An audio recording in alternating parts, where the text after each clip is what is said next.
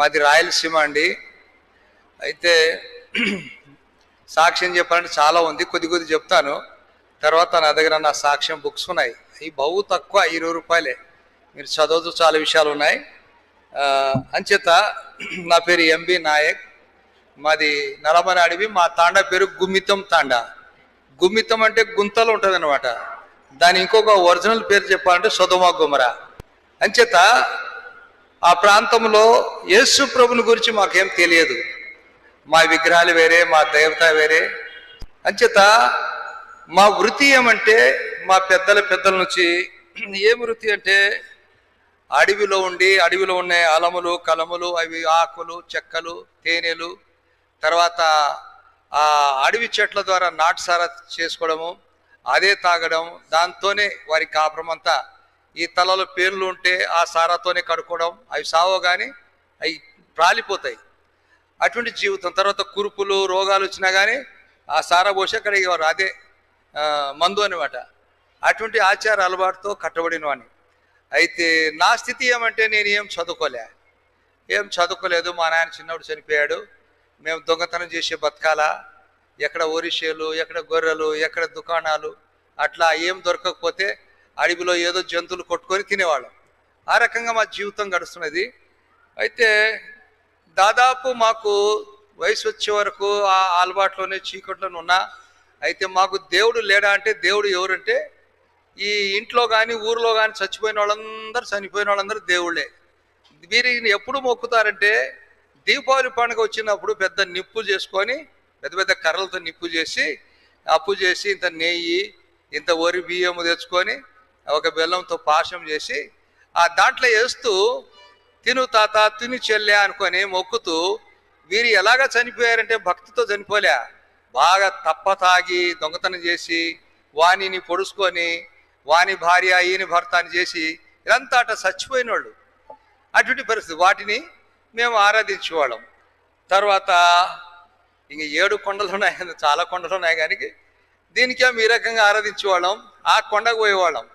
ఆ కొండకు పోతే ఏం చేయాలా, ఈ జుట్టు బాగా పెంచుకోవాలా, బాగా పెంచుకొని ఈ జుట్టు ఇవ్వాలా ఆయన కాది. తర్వాత ఇంకా కొన్ని విగ్రహాలు ఉంటాయి, వాటికి ఏం చేసేవాళ్ళం అంటే, ఈ దొంగ మేక తీసుకువెళ్ళి మంచి మాంసం అంతా మేమే తినేవాళ్ళం, దానికి కాళ్ళు కట్టేవాళ్ళం, అది కాళ్ళు తినేది. ఇంకా చేనులో ఇత్తనం వేసేటప్పుడు కోడి కోసేవాళ్ళం, కోడి కోసి దాని మంచి మాంసం అంతా మేమే తినేవాళ్ళం, దాని ముక్కు గోరు కట్టాలి, కాళ్ళు. ఇవి అనమాట. అపోస్తల కార్యం 17వ అధ్యాయం ఏముందంటే, దేవుడు మనుషుల చేతితో సేవింపబడువాడు కాడు అని ఉంది. దేవుడికి ఇవన్నీ కావాలా? కాదు. అయితే దేవునికి ఏం కావాలా? హృదయం కావాలా. ముండి మాంగేని, టాంగ మాంగేని, హాత మాంగేని, లట్ట మాంగేని, అప్పనో దల మాంగోచర, అప్పనో దల ಯೇಸು ನದೆನುರೆ, ಅಪಣೋ ಪಾಪ ಧೋವಚರ, ಯೇಸು ನ ಅನ್ನ ಧನ ಪಾವೋರ ಲೋಕೋ ಸಬ್ಬಸೆ ಧನ್ಯ ಧಾವೋರ, నాళ మాంగేని, లింబు మాంగేని, కుంకుమ అప్పనో దల. అంచేత దేవుడికి ఏం కావాలంటే, కాలు తలకాయలు ఎంటికలు నిమ్మకాయ కొబ్బరికాయ కాదు, కానీ మన హృదయ శుద్ధి గల వారు ధన్యులు. నిజంగా మనం ధన్యులు అయినామా? ఎప్పుడు ధన్యత అవుతా అంటే, కీర్తనకాడు 33:12 యెహోవా తమకు దేవుడు గల జనులు ధన్యులు. ఆయన బిడ్డగా కావాలా, ఆయన కుమార్తెగా కుమారుడుగా అయినోడు ధన్యులు. అట్ట ధన్యులు కావాలంటే ఏం కావాలా? యోహాను సువార్త 12:24 మాట ఉంది. ఏం కావాలంటే చచ్చిపోవాలా. గోధుమ గింజ భూమిలో పడి చచ్చిపోతే దాని నుంచి ఏమొస్తుంది? ఫలం వస్తుంది. ఒకవేళ సావకపోతే ధన్యులు కాలేం. చాలా జాగ్రత్త. అంచేత లోకం మనలో చచ్చిపోయినప్పుడు ఆ ధన్యత, ఆ ఆశీర్వాదం, ఆ అభివృద్ధి. అట్లా నా జీవితం ఉండే. అయితే యేసు ప్రభువు గురించి మాకు తెలియదు. దాదాపు 14 సంవత్సరాలు పై వయసు వచ్చిన తర్వాత మా తాండలో ఒక స్కూల్ వచ్చింది. ఆయన లాజరస్ గారు ఒక టీచరు, క్రైస్తవుడు. మేమేమో ఈ విగ్రహాలు చేసి ఇంటి ముందర పెద్ద లోయలు చేసి నిప్పు వేసి కాల్చి, ఆ మేకలను లేక దేని కోసేసి ఆ రక్తం అంతా చిల్లు పుల్లు కొడుతుంటే, బాబు ఈ రక్తం ద్వారా పాపం పోదు, యేసు రక్తం ప్రతి పాపం కడుగనంటే ఆ యేసు మా దేవుడు కాదు, చెప్పులు కుట్టే వాళ్ళ దేవుడు అని అంత అంధకారంలో ఉంటే నేను. అలాగుంటిని 12 ఏటలు నేను రోజుకు 3 కిలో మాంసం తినేవాడిని. రెండు ఏటలు ఎత్తుకోపోతుండే. అటువంటి దొంగ అనమాట. ఆ రకంగా చెప్తే ఆ టీచర్ను చాలా బాధ పెట్టిన తర్వాత చాలా బైబిల్ కాల్చేసిన నేను. ముక్తి మార్గం అనే పుస్తకం మీద చాలా కాల్చిన, చాలా మట్టి కింద పుడిచేస్తే ఆ మట్టి చెద తినేసింది. ఆ రకంగా చేశాను. అయితే ఈ రకంగా మా బతుకు. కానీ ఒకరోజు అడవిలో టేకు చెట్టు కొడుతున్నా, రెండో వ్యక్తి ఫారెస్ట్ ఆయన పట్టుకున్నాడు. టేకు చెట్టు కొడుతుంటే వెనక నుంచి వచ్చి పట్టుకున్నాడు.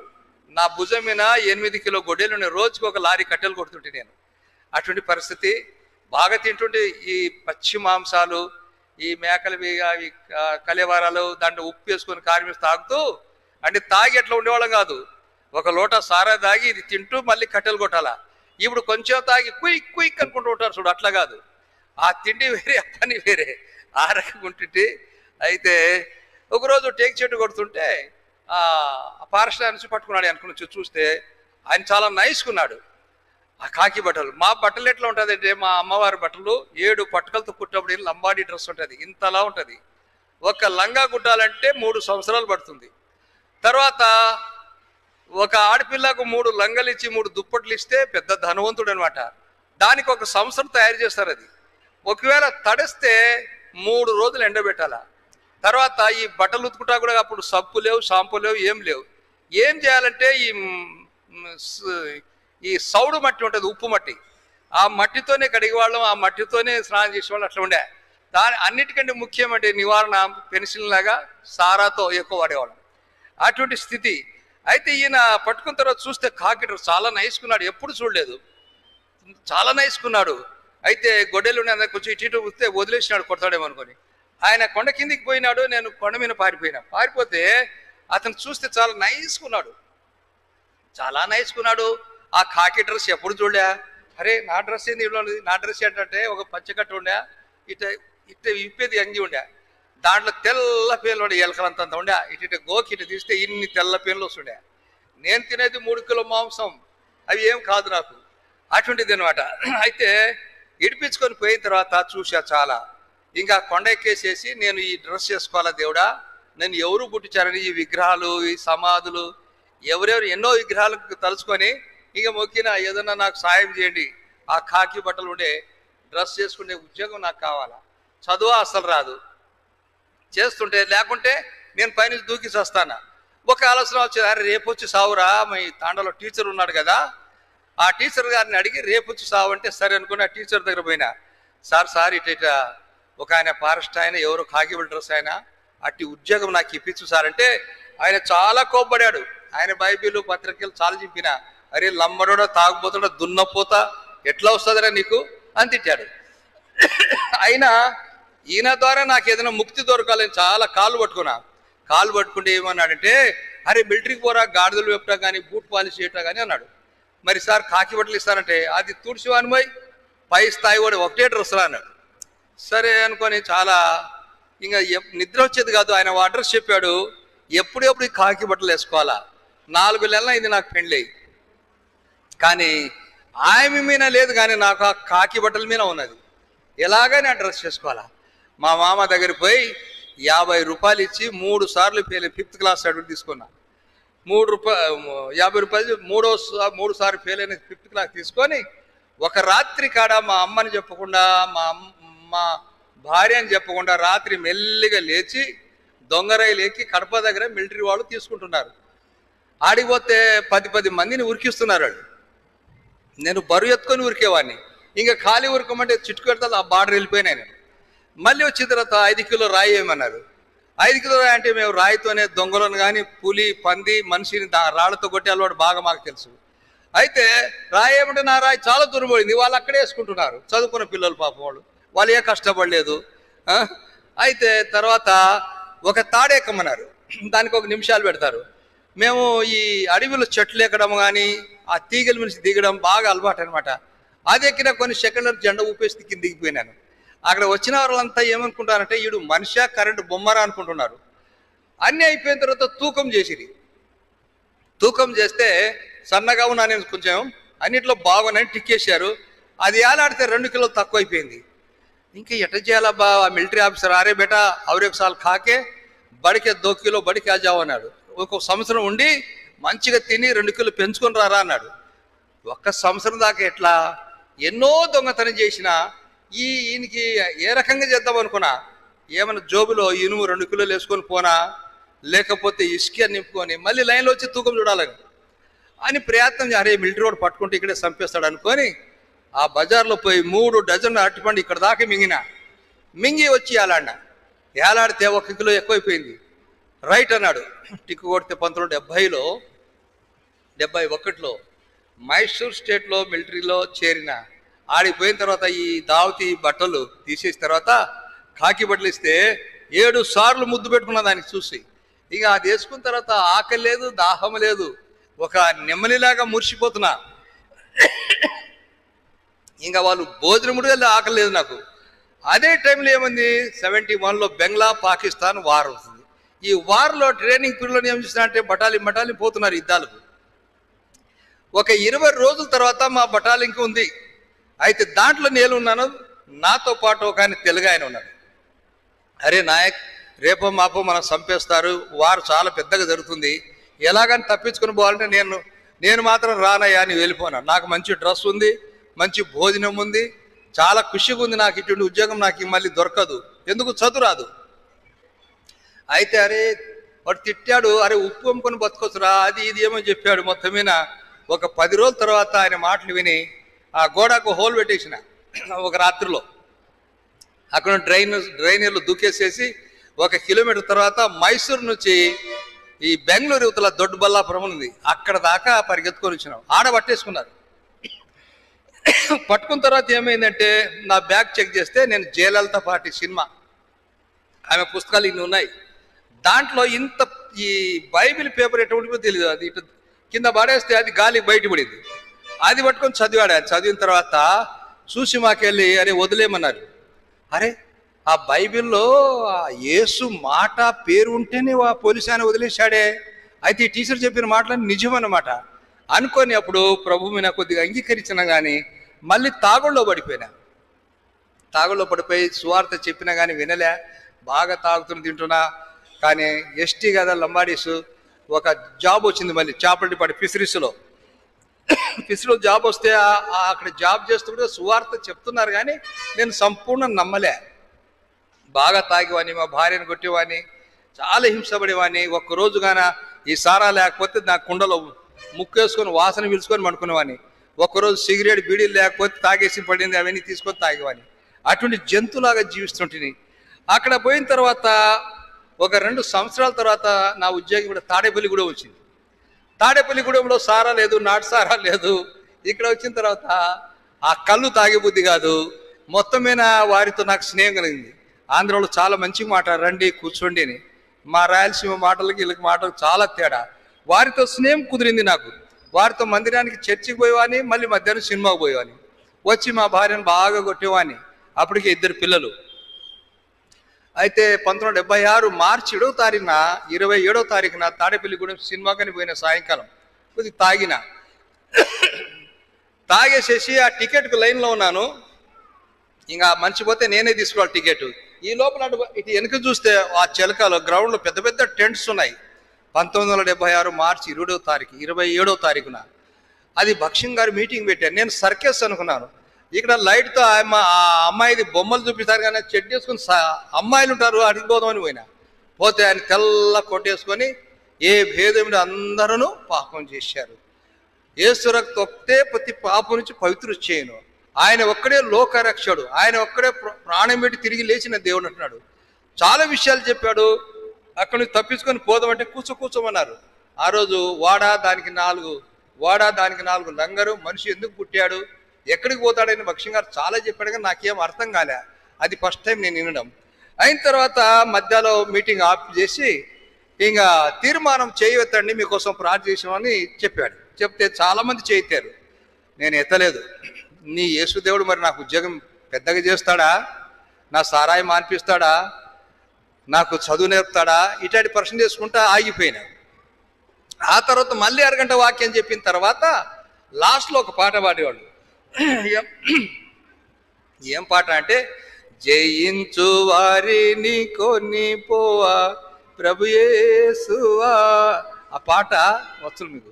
ఆ పాట పాడుతుంటే ఆ చిన్న ఆర్వాని తప్పలా. నేను ఇన్ని డ్రామాలు ఇన్ని సినిమాలు చూసా కానీ ఈ పాట ఇంత మధురం అనుకొని నా బతుకంతా మారిపోయింది, నిండిపోయింది, నా కడుపు ఇంకా పొరులుతుంది ఆనందంతో. అరే ఆ పాట కోసమైనా యేసు ప్రభు దేవుడు అనుకొని నమ్ముకోవాలా. నా హృదయంలో ఒక ఆనందం కలిగింది. సరే అనుకొని ఇచ్చే తీర్మానం కార్డు ఇచ్చిరి, సగం రాసిరి, సగం చింపుకొని వేయిరి. నాకు ఇచ్చిన తర్వాత అరే ఇంకా నాకు ఏదో కార్డు ఇచ్చిరి, రేషన్ కార్డు, ఇది రేషన్ ఇస్తారేమో గవర్నమెంట్ వారు నేను అనుకున్నా. కానీ నా కొరకు వాళ్ళు ప్రార్థన చేసిరి. చాలా చేసిన తర్వాత కొంత మార్పు వచ్చింది. మా అమ్మకు పోయి చెప్పినాను, ఇట్లా యేసుప్రభు నమ్ముకుంటున్నా మా అమ్మ నేను అంటే, అరే నీకు నీ పిల్లలకి ఎవరికి ఇస్తావురా, నీకు ఎవరు పిల్లలు ఇస్తారా, కులం చెడినోడా, అది తక్కువ కులం రా అన్నది మా అమ్మ. నాకేం తెలుసు, లేదమ్మా నేను దేవుని నమ్ముకున్నాను. అరే ఇంకేదో జాతి చేశారనుకో. పక్కన ఒక పెద్ద మనిషి ఉంటే, అయ్యా మా అబ్బాయిని గారు మంత్రిగారి దగ్గర 11 గంటలకు పోయినా రాత్రి, నేను మంత్రిగారి దగ్గర తీసుకుపోనా అని చెప్పింది. ఏమైంది ఆ నాయక్ అంటే, ఏం కాలేదు సార్, నేను యేసుప్రభు దేవుని నమ్ముకున్నాను, మంచి పని చేసిన అని చెప్పి. ఓ పెద్దమ్మా, అందరు మనిషిని నమ్ముకుని నీ కొడుకు దేవుని నమ్ముకున్నాడు, నీవు కూడా నమ్ముకొని వెళ్ళిపోయాడు. వెళ్ళిపోయిన తర్వాత మా అమ్మ తాడేపల్లిగూడెం నుంచి రాయలసీమ కర్నూలు వెళ్ళిపోయింది కోపంతో. వెళ్ళిపోయిన తర్వాత మా అత్తకు చెప్పింది ఇట సంగతి. అంటే మా అత్త మీషాలు ఒకటే లేదు, 24 గంటలు చారా తాగుతుంది. ఒక రోజుకి 1 కిలో చున్నం తింటుంది, 1 గంప ఆకులు తింటుంది, 1 కిలో పొగాకు తింటుంది. ఆయన ఉమ్మిస్తే 1 గంట ఇదంతా ఎర్రగా అయిపోద్ది, కళ్ళ వేసినట. అటువంటి మనిషి అన్నమాట వాడు. నా బిడ్డని తీసుకొని చేసుకొని ఊరు తిప్పుతున్నాడు. కుక్కలు బతుకుతున్నాయి మన తాండాలది. తాండాలు కుక్కలు దొడ్డి తింటుంది, మనిషి తింటాడు అత్తమానం అని చాలా తిట్టేది, చాలా హింస. ఇంకా ఆఖరి ఏం చేసినట్టే 1976 మార్చి డిసెంబర్లో నాకు నా భార్య గోడౌన్లు బాప్తీసం ఇచ్చిరి. బాప్తీసం ఇచ్చిన తర్వాత చాలా శోధన వచ్చా మా అత్తగారితో, మా అన్న వాళ్ళతో. ఎప్పుడన్నా ఊరికి పోతే పెన్నంలో భోజనం పెట్టేవాళ్ళు, రొట్టెలు చేస్తే అది మళ్ళీ పొయ్యి మీద పెడితే అంటుపోతాని. ఇటువంటి హింసలు చాలా చేసిరి. కానీ దేవుడు మనం వదలలేదు. ఆ ఉద్యోగంలో ఉండి ఆ తర్వాత తాడేపల్లిగూడెం నుంచి అక్కడ బీహార్కి ట్రాన్స్ఫర్ చేసిరి. బీహార్కి ట్రాన్స్ఫర్ చేస్తే కొన్ని గొడవలు చేస్తే ఆ బండ్లో పోతుంటే ఆడికి పోయిన తర్వాత చాలా బాధ కలిగింది. బాధ కలిపి కొంచెమే చదువుతున్నావు బైబిల్. ఈ బైబిల్ ఆ రోజు ఒక పాస్టర్ గారు 18 రూపాయలు తీసుకొచ్చి బస్ టికెట్ మీద ఒక రెఫరెన్స్ రాశాడు. ప్రసంగి గ్రంథం 1వ అధ్యాయం. అక్కడ ఏముందంటే, నీ మందిరం పోయినప్పుడు నీ ప్రవర్తన జాగ్రత్త అని రాసినాడు. నాకేమర్థమైందంటే, బయట బూట్లు చెప్పులు చాలా ఉన్నాయి, మా మందిరానికి వచ్చే నమ్మడాయన నీ ఒక్కడే, ఏమైనా ఎత్తుకుపోయే దొంగడా అని రాసిచ్చాడని నాకు భయం కలిగింది. మందిరానికి వచ్చినప్పుడు ఇది భయపడేవాడిని. ఆ రకంగా ఉండి అక్కడ నుంచి తాడేపల్లిగూడెం నుంచి అక్కడ పోతుంటే దేవుడు మరి నాకు చాలా బాధ కలిగింది. ఒక ఆవు బండి కింద పడితే ఆ రక్తం అంతా నా మీద కూడా పడింది. మా ఫ్యామిలీ ఏమో తాడేపల్లిగూడెంలో, మా అమ్మాయి ఏమో ఊరు వెళ్ళిపోయింది, నేనేమో బీహార్ వెళ్తున్నా. ఇది రక్తం కనిపించింది. ఎవరో అప్పుడు గట్టి విశ్వాసం లేదు ఇంకా అనుకో, చాలా ఏడుచుకుంటూ బైబిల్ చదివి ద్వితీయోపదేశకాండం 31:6 ఏముందంటే, నీ ముందు నడుచువాడు యెహోవా, నిన్ను ఇడువాడు ఎడబాయడు. 8వ ఏముందంటే, నీ వెనక వచ్చువాడు యెహోవా, నిన్ను ఇడువాడు ఎడబాయడు. అక్కడికి పోయిన తర్వాత విపరీతమైన చలి, చాలా చలి. నెలకు ఒకసారి అప్లికేషన్ పెడుతున్నాయా మమ్మల్ని ఆంధ్రాలో ఎక్కడైనా శిక్షించమంటే, ఏం శిక్షిస్తారు? ఒక 9 నెలలైంది. మా భార్య 1 నెల తర్వాత తీసుకొస్తే ఆమె మళ్ళీ ఆడికి వచ్చిన తర్వాత డెలివరీ టైం వచ్చింది. దగ్గర కాను, అప్పటికే 3 పిల్లలు. మా భార్య ఒకరు కడుపులో ఉంటే, ఒకరు చేతిలో ఉంటే, ఒక సంకలు వేసుకుని హాస్పిటల్ పోయేది. అట్లా దగ్గర కాను 9 మందికి అన్నది. ఆడికి పోయిన తర్వాత డెలివరీ అయింది. పెద్ద హాస్పిటల్ అంతా హిందీ అనమాట. ఆయా వచ్చింది, తుమారికి లడకా పాయిదావా అన్నది. 1 గంట తర్వాత ఏం చేసి ఇంత పొడు అమ్మాయి పెట్టిపోయింది. ఏమ్మా కుర్రోడు పుట్టాడని చెప్పింది, అమ్మాయి ఉంది ఏమంటే ఆమె అడిగిన ఏమో అన్నది. ఇంకా కన్నాయమకి తెలియదు, నాకేం తెలుస్తుంది? అక్కడ ఎవరిని అడుగుతావు? ఆ అమ్మాయిని 2 నెలల దాకా పెంచినాం, ఆ చలికి తట్టుకులా చనిపోయింది. చనిపోతే చాలా బాధ కలిగింది 1977లో. ఇంకేముంది, ఒకటి మిలిటరీ ఉద్యోగం పోయింది. యేసు ప్రభువా, నువ్వు నన్ను తలగా చేసుకుని తోకగా చేయమన్నావు కదా, ఏంది మా కష్టం ఇది? నా వాగ్దానం, ఫస్ట్ వాగ్దానం అది, నిన్ను తలగా చేస్తానని తోకది. ఈ తలా తోక కూడా నాకు తెలియదు. మేము అడవిలో పామును కొడితే తలకాడ కొడితేనే చేస్తుంది, తోక కాడ సావద్దు. అయితే తలా తోక పాము అనుకున్నాను. ఒక అక్క ఉండి ఎలిసక్క అని, ఆమె తమ్ముడు తలా తోక అంటే పాము కాదు, ఈ తల తీసేస్తే చెల్లి గుర్తుపడుతుందా? తల అంటే శిరస్సు, యేసు ప్రభు కిరీటము, ఈ తల మంచి వాగ్దానం వచ్చింది తమ్ముడు నీకు, ఎప్పుడైనా నేను తలగానే పెడతాడు దేవుడు అన్నది. ఇంకేమో ఇట్లాంటి సమస్యలు వస్తున్నప్పుడు ఈ మాట గుర్తొచ్చేది. సరే అనుకొని చనిపోయిన తర్వాత చాలా అప్లికేషన్ పెట్టారు, జవాబు లేదు. ఆఖరికి 1977లో ఇందిరాగాంధీ పడిపోయి మొరార్జీ దేశ్ జనతా ప్రభుత్వం మొరార్జీ దేశే వచ్చాడు ప్రధానమంత్రి. ఈ ప్రధానమంత్రి ఆ రాంచీ అనే పట్టణంలో బీహార్లో ఒక పెద్ద గ్రౌండ్లో థ్యాంక్స్ గివింగ్ మీటింగ్ పెట్టుకున్నాడు. పెడితే నేను అనుకున్నా ఇదే కదా సెంట్రల్, నాది కలకట్టా హెడ్ ఆఫీసు, నేను చేసే పని ఏమో 164 రూపాయలు జీతం, నాకు ఒక క్లాస్ 4 చేపలు పట్టాలా, దానికి ఇంగిసం చేయాలా, ఆ చేపలు సీడ్ తయారు చేయించడం, ఆ నీటిలో చాలా నీటి పాములు జలగలు అంతా శరీరం అంతా కరిచేది. అట్లా ఉండే 164 రూపాయలు జీతము, అదే మాకు సమృద్ధి ఉండేది. తర్వాత దేవుడు ఆశీర్వదించాడు, సారా పోయింది, కొంత మిగిలేది. అయితే అక్కడ నుంచి ప్రధానమంత్రి సెంట్రల్ గవర్నమెంట్ ఆ ఉద్యోగం, ఈ ప్రధానమంత్రిగా దీనికి హెడ్ అనుకొని ఈ అప్లికేషన్ అన్నీ తీసుకొని ఆయన మీటింగ్ వస్తే అడిగి పోతే ఎక్కడ ఆయన దగ్గర పోయి ఎట్టబోతాం, ఏడ చూసినా గేట్ కాడ పోలీసు వాళ్ళు తుపాకులు ఉన్నాయి. ఒకసారి ప్రార్థన చేసుకున్నా, దేవా నీవు నన్ను తలాగ చేసిన తోక చేయనన్నావు కదా, ఇప్పుడు ఈ పోలీసు ఆయన స్టేజ్ దాకా పోయేదాకా నాకు దారి ఇవ్వాలా అనుకొని ప్రార్థన చేసుకొని పోయినా, అక్కడ కర్ర అడ్డు పెట్టేది మానేసేసి నమస్తే అన్నాడు. నమస్తే అంటే నాకు మీషాలు గీసాలు ఉండేప్పుడు, ఇంత మంచి రక్షణ లేదు ఆ టైంలో, దగ్గర 30 ఏళ్ళ వయసులో అనమాట ఇది. ఇక పోతుంటే నేను మిలిటరీ ఫరారి కదా, నడిచేది కూడా అట్టే నడుస్తాను నేను. వాడు అనుకున్నాడు ఏంటంటే ఈయన ఎవరో పోలీసు అధికారి అనుకొని విజిలి కొడుతున్నాడు. జరుగురా సార్, అసలు 3 గేట్లు పోయి స్టేజ్ దగ్గర వెళ్ళిపోయినాను. స్టేజ్ దగ్గర వెళ్ళిపోతే ఆయన మాట్లాడుతున్నావు, హమారే భారత్కు కాంగ్రెస్ క్యాన్సర్కు బయట అచ్చా కరిగే బచ్చా కరిగే అంటున్నాడు. అరే బాబు నాకు ఏమైనా చేయనుకొని లోపల మనసులు అనుకుంటున్నాను. అనుకుంటే అక్కడ స్టేజ్ దగ్గర పోతే పెద్ద పెద్ద ఆఫీసర్లు, ఐపీఎస్లు, పిస్టోలు, తుపాకులు ఉన్నాయి. ఆ రోజుగానే నన్ను గుర్తిస్తే వారి తుపాకి ఇంత మాంసం ఉండదు. వారు ఏమనుకున్నారంటే నన్ను చూసి ఎవరో సివిల్ డ్రెస్లో సిఐడి ఆఫీసర్ అయినా ఎవరో అనుకొని వాళ్ళు ఏం చేస్తున్నారంటే మన బందోబస్తు సరిగి లేకపోతే మన ఉద్యోగి ఈయన్ని కూడా కొడతాడని వాళ్ళు భయపడుతున్నారు. నన్ను ఆడ గుర్తుపడతారు అనుకొని ఆడొక నిమిషం అటు తిరుగుతున్నా, ఎవరు మాట్లాడానికి ఛాన్స్ చేయకుండా. ఆయన మాట్లాడి దిగి వస్తుంటే నేను పోతుంటే నాకు స్వాగతం, ఆయనకు స్వాగతం చేస్తున్నారు. దండం పెట్టే కవర్ ఇచ్చినాను. 15 రోజుల్లో తిరిగి అదే ప్లేస్ ఆంధ్రప్రదేశ్ తాడేపల్లిగూడానికి ట్రాన్స్ఫర్ వచ్చింది. అక్కడ ఉన్న ఆఫీసర్ కవర్ చూసి చూశాడు, ప్రధానమంత్రి కోండం, అరే మద్రాస్ ఇట్రా అన్నాడు. ఏం సార్ అంటే, అరే నీవు ఒక డైరెక్టర్ కాదు, ఒక సైంటిస్ట్ కాదు, ఏం రా నీది ప్రధానమంత్రి కోడ్ నెంబర్తో వచ్చింది, అక్కడ ఏం కాలబెట్టి వచ్చినావు, నీ ఇక్కడ ఉండొద్దు, వెళ్ళిపో తొందరగా అన్నాడు. ఇంకా అక్కడి నుంచి రిలీవ్ అయ్యి మళ్ళీ అదే ప్లేస్ వస్తే వీరు కూడా చూసినారు. కవర్ చూస్తే వీడు మళ్ళీ తొందరగా వచ్చేస్తున్నాడే నాయకని వాడు, 20 మంది పగబట్టి పనిష్మెంట్ ట్రాన్స్ఫర్ అనమాట. చూసిన తర్వాత వీడు ఏం చదువుకున్నాడు బా, ఢిల్లీలో ఎవరో పలుకుడింది అని చూస్తే నా పాత పేరు తీసి చూస్తే 5th క్లాస్ 3 సార్లు ఫెయిల్ అయిన సర్టిఫికేట్ ఉంది. అరే ఇది చదివింది 3 కూడా పూర్తిగా చదివే ఫెయిల్తో ఉన్నాడు, ఇన్ని ఢిల్లీలో ఎవరున్నారబ్బా అనుకొని వాళ్ళు అనుకుంటున్నారు. ఒక హైబ్రోన్ పోయి 40 రోజుల తర్వాత జాయిన్ అయినాను. నాతో ఎవరు మాట్లాడతారు, ఎందుకు మాట్లాడతారు అంటే ఈయనకి ఢిల్లీలో ఎవరో పెద్ద ఆఫీసర్సు, ఆ ప్రధానమంత్రి కోడ్ నెంబర్ ఉంది, ఎవరో ఉన్నారా, ఈయన జోలి పోవద్దని వాళ్ళు అనుకుంటున్నారు. నాకు ఢిల్లీలో ఎవరున్నారు, యేసు తారి మలక జసో నేరో మలక మల్కే వాళో యేసు రాజరేరో ఓ పరలు. గాలి ఎంతవరకు పోతుందో అంతవరకు దేవుడు ఉంటాడు.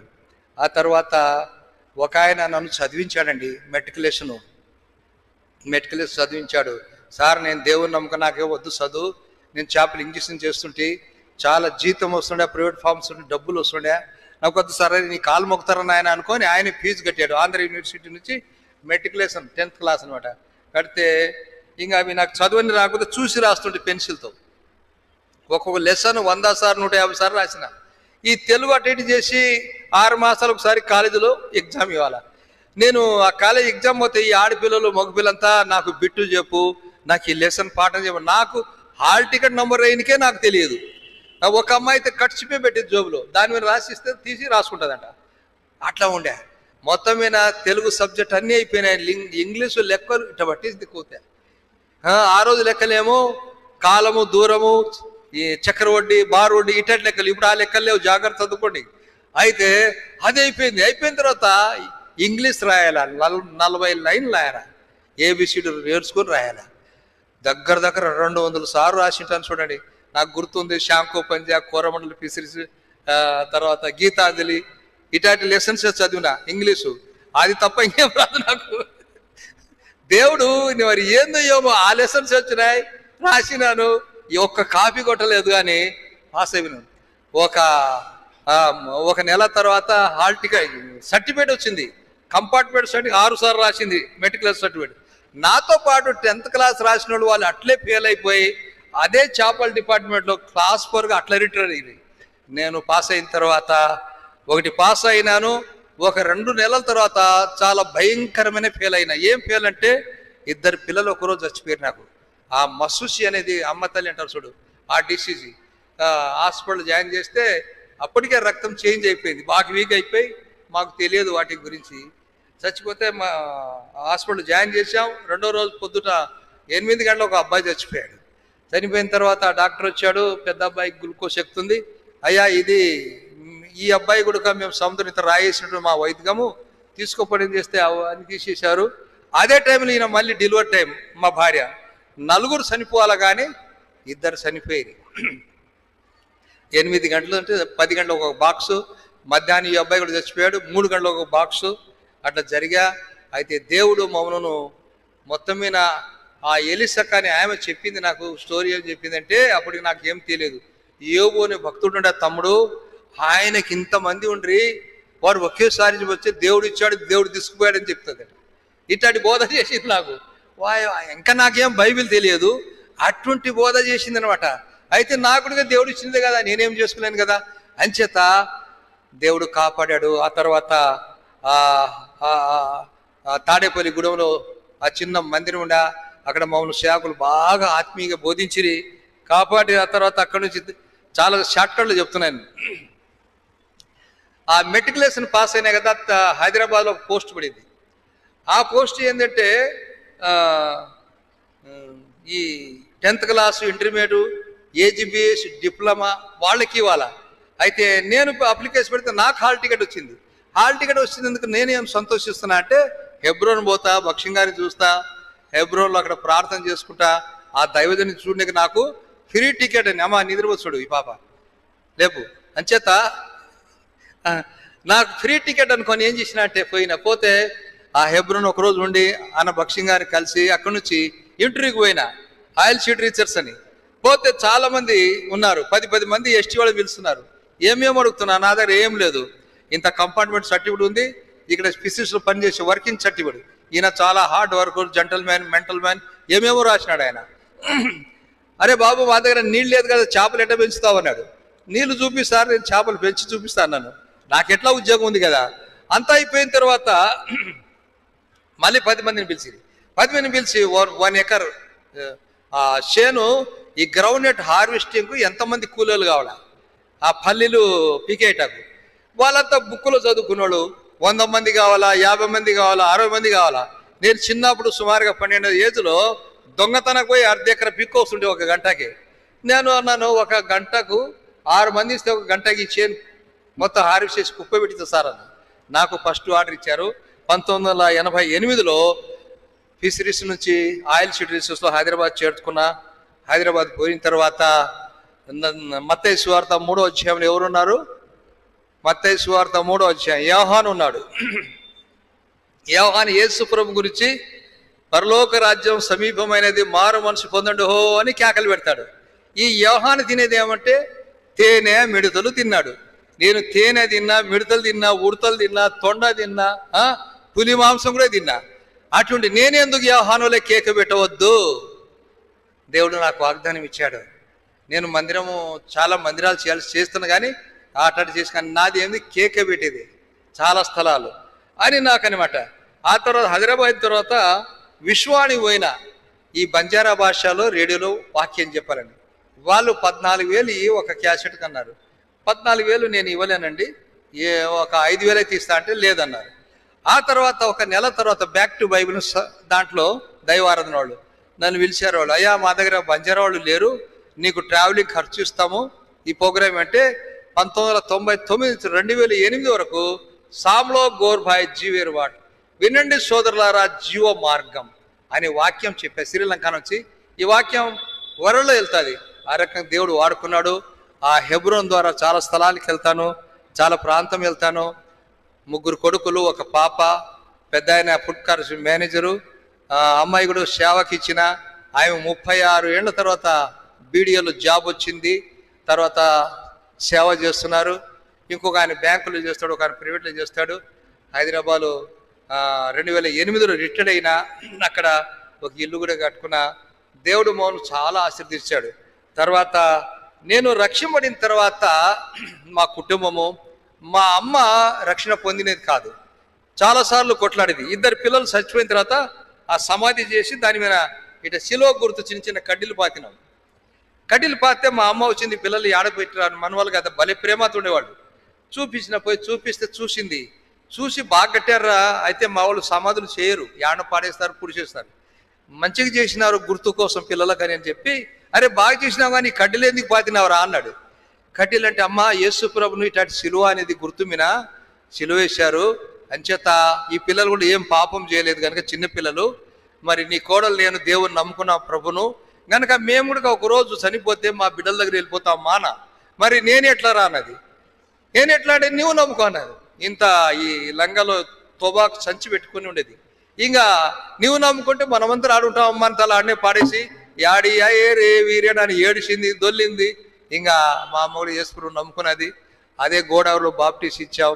మా అమ్మ పోయి మా అక్క వాళ్ళకి చెప్పింది, చూడు అరే మన భీమా నమ్మిన దేవుడు గొప్పవాడు, నా కంటి చూపు బాగైంది, నడువు నొప్పి అన్ని పోయింది అనుకొని మా అక్క వాళ్ళకు ఆ తాండా వాళ్ళకు అందరు చెప్తే వారందరి ఆ తాండాలో 2 చర్చిలు ఉన్నాయి ఇప్పుడు. ఆ రకంగా దేవుడు మమ్మల్ని ఎంతో ఆశీర్వదించాడు. తర్వాత అనేక స్థలాలకు వెళ్తూ ఉంటాను. తర్వాత నా బుక్లో మీరు చూడండి సాక్ష్యం, చాలా విషయాలు ఉన్నాయి. నేను అప్పుడప్పుడు గర్విస్తూ ఉంటా, ఈ భూమి మీద పుట్టిన వారిలో నా అంత దరిద్రుడు ఇంకోటి ఉండకపోవచ్చు. నేనే మొదటి పాపి అంటే, దుర్మార్గుడు పాపి నంబర్ 1 అంటే నేనే. కానీ ఇప్పుడు నేనంటాను, ప్రపంచంలో నా అంత భాగ్యవంతుడు ఈ లోకంలో లేకపోవచ్చు అంటా నేను. కారణము ద్వితీయోపదేశ కాండంలో ఉంది ఒక మాట, 33:29 ఏముందంటే, ఓ ఇజ్రాయేలు నీ భాగ్యం ఎంత గొప్పది, రక్షింపబడిన నిన్ను పోలినవాడు లేడు. నాకు ఆ రక్షణ ఉంది, ఈ గ్రంథం ఉందండి. 8 కిలో గొడ్డలి భుజం మీద పెట్టుకొని ఆ నలబడ అడవిలో ఆ గోషి, ఆ పేన్లు, ఆ చుట్టదాగుతో మత్తుపాయలతో కట్టెలు కొట్టుకొని బతికి ఒక జంతువును ఈరోజు భాగ్యవంతులుగా చేశాడు. నీకు వద్ద భాగ్యము? ఒకవేళ అది కావాలంటే ప్రభు ఇప్పుడే కేక పెడుతున్నాడు. ప్రకటన 3:20 ఏమంటాడు, ఇదిగో నేను తలుపు దగ్గర తట్టుచున్నాను, ఎవరైనా నా స్వరం వింటే వారితో నేను, నాతో వారు ఏం చేస్తారు, ఫోన్ చేస్తారు. ఈరోజు ప్రపంచమంతా ఈ సువార్త, రాజ్య సువార్త వ్యాప్తి వెళ్ళిపోయింది. నేను వినలేదని ఒక్కడు చెప్పడానికి లేదు. ఒక గ్రామంలో ఉండే ఒక పెద్ద మనిషి,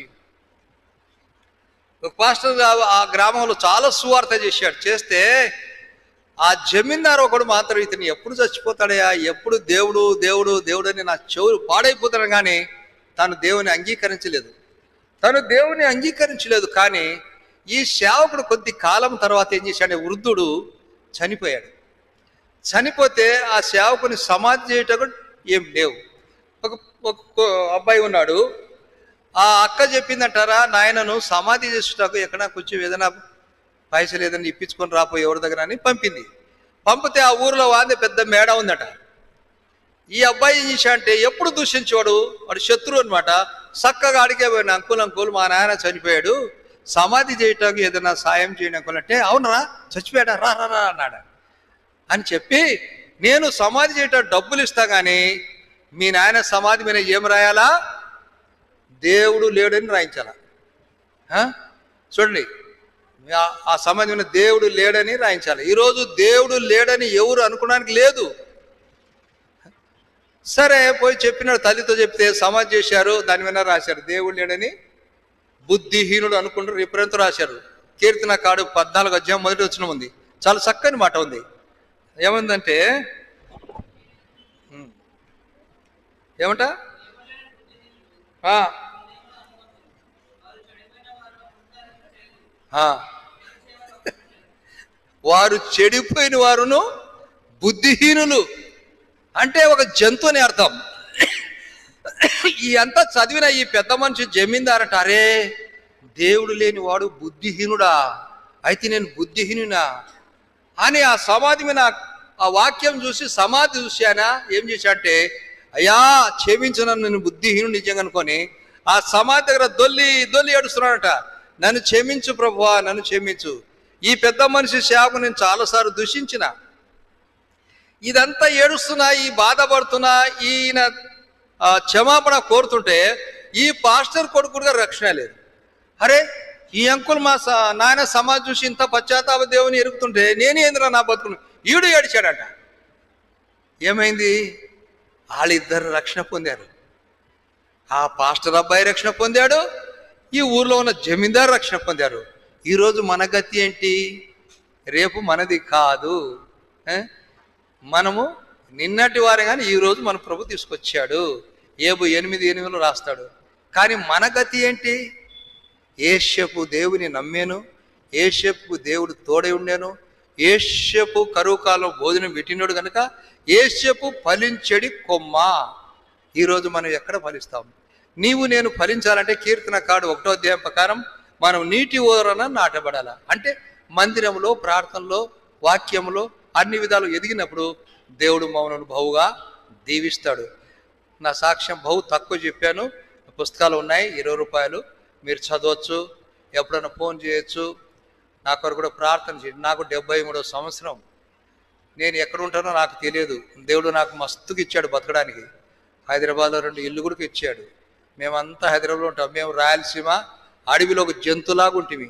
నేను నా పిల్లలంతా ఇప్పుడు ఎక్కడున్నామంటే ఆ హెబ్రోన్ చూడాలంటే పరలోకం పోయేలాగా ఉంటుంది. కాకినాడ నుంచి పావుల 10 రూపాయలు జమ చేసుకుని పోతుండే. అయితే దేవుడు తిప్పి తిప్పి దేశం తీసుకెళ్ళి హెబ్రోన్ దగ్గరనే పెట్టాడు. నేను దేవునికి చాలా కృతజ్ఞతని. అంచేత ఈరోజు ఒకవేళ మన పరిస్థితి చేస్తాడు, నన్ను దేవుడు ఆ రకంగా పెట్టాడు. రేపు నీకు ఒక పరీక్ష ఉంది. నిన్ను ఎక్కడ నియమించాడు, నిన్ను ఏ పని మీద నియమించాడో యోహాను సువార్త 15:16 ప్రకారం మనం కూడా ఆ పనికి సహకరించి దేవుడిచ్చిన తలాంతును వరాన్ని మనం వాడబడే పాత్రగా ఉంటాకు దేవుడు మనల్ని వాడుకుంటాడు. దేవుడు వాక్యాన్ని దీవించును గాక.